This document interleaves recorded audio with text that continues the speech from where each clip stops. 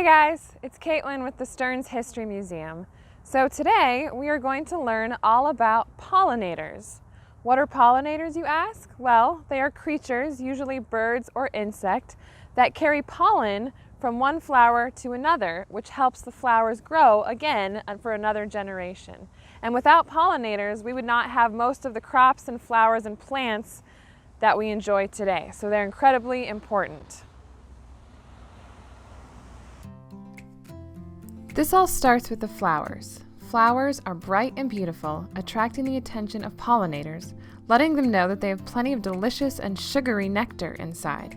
So the pollinators, like the bees, drink the nectar, and they gather the pollen to bring back to their colony for food.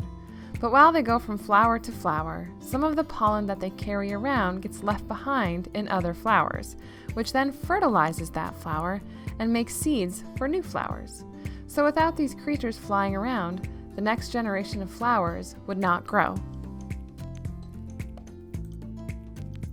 So, what are some different types of pollinators?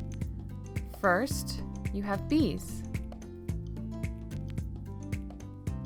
butterflies,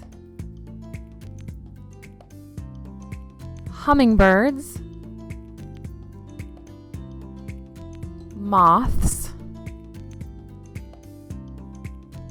bats, and more.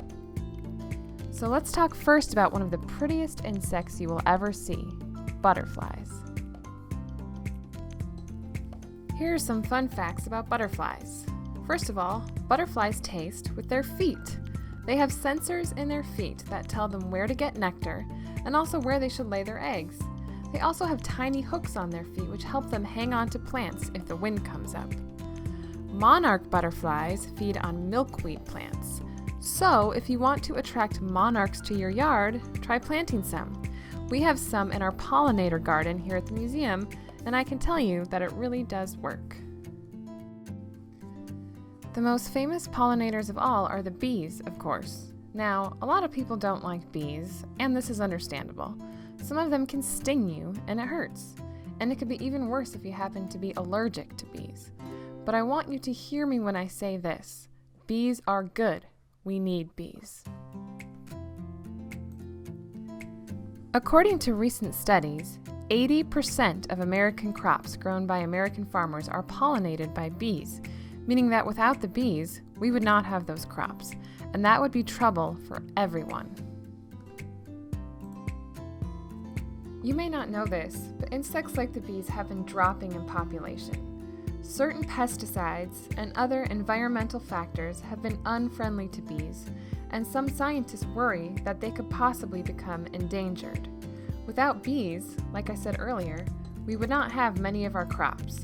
So today, I'm going to show you what you can do to encourage bees and help them survive. The first thing you can do is plant a bee garden.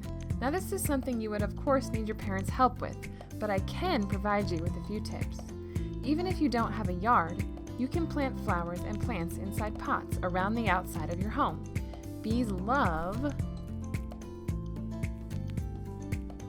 bee balm, marigold, pansies,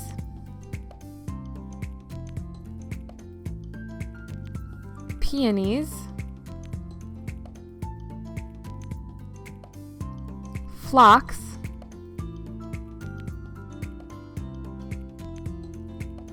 sunflowers,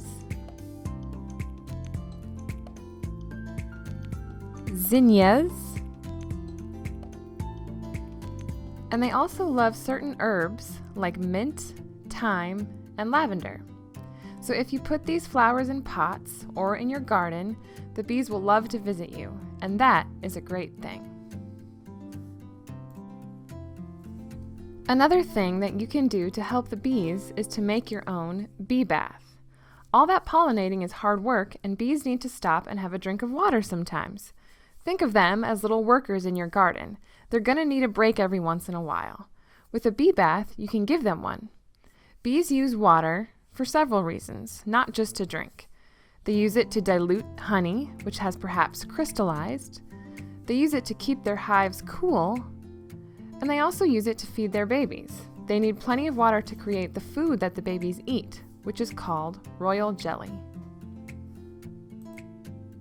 So in order to make a bee bath, all you have to do is get a shallow dish, fill it with water, and place some small rocks inside of it. You have to make sure that the top of the rocks are above the water because these will serve as little landing pads for the bees where they can stop, rest, and drink that refreshing water. Make sure you check the water often and fill it with fresh water every couple of days. In order to get it off the ground, you can place it on top of an extra flower pot you have lying around. Then you can just place it wherever you like, and the local bee population will be very happy.